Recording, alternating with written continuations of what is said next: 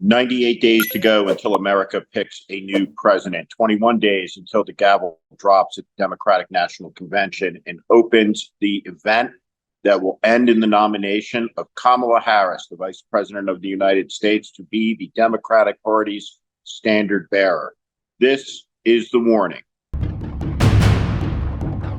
And this is a good news Monday because the polls, they are moving on up. When you look at the states that will decide who the 47th president of the United States is, they are tightening. Kamala Harris is on the move. The race is tied. Trump is no longer winning. If the election were tomorrow, nobody has any idea who would win.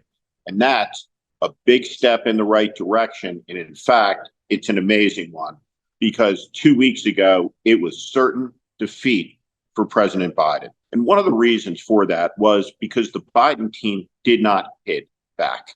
Politics is a contact sport, particularly in this era. The idea that the Democratic Party or the presidency can float above Donald Trump is nonsense. The comeback of Donald Trump and the MAGA movement from his disgrace and his defeat to be standing at the edge of presidential victory is the singular biggest failure of the Democratic Party in the last 80 years. It was an epic failure, but it has been rectified because Kamala Harris's team has teeth and bite.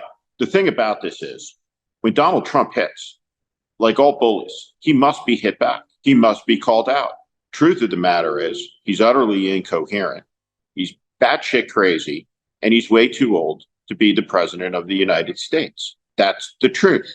And it's about time somebody said it inside the Democratic Party. Trump's rallies are going to become more and more unhinged as the time passes, as these 98 days draw down. We're going to see a level of racial animus. We're going to see a level of violent rhetoric, the likes of which we have never seen in a presidential election.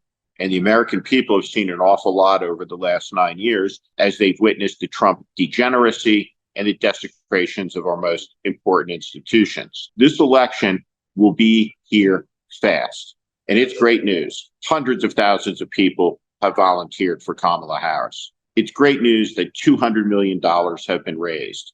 Soon, she will announce her vice presidential pick. He will not be a weirdo like J.D. Vance, or whatever name J.D. Vance likes to go by. He's had many, if you didn't know that. He also believes beaten women, tortured women should stay married, stay with their abusers. He believes a 10-year-old raped by her father should carry that pregnancy to term. J.D. Vance is off the wall. Kamala Harris's pick, if it's Mark Kelly, for example, will be an American hero. What a contrast. The choice in this election is going to be normalcy versus extremism. It's going to be decency versus degeneracy. It's going to be reality versus delusion.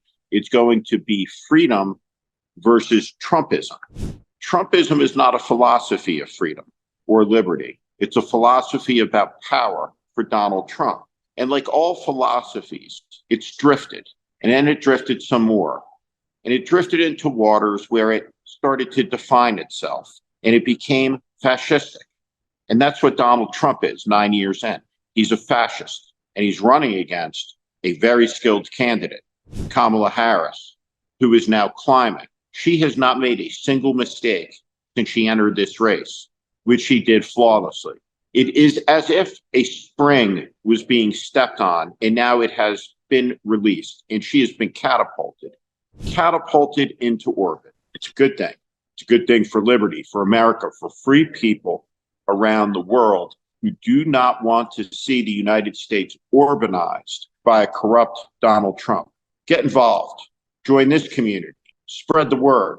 Donate money to the campaign. Get involved in a local race. Do something, because citizenship is a participation sport. And this is a moment where citizenship must be practiced.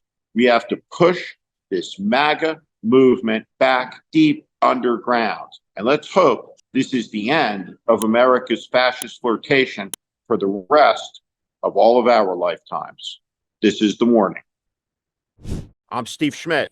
This is The Warning, and I invite you to subscribe on our Substack, on our YouTube channel. Follow us. Welcome to the community.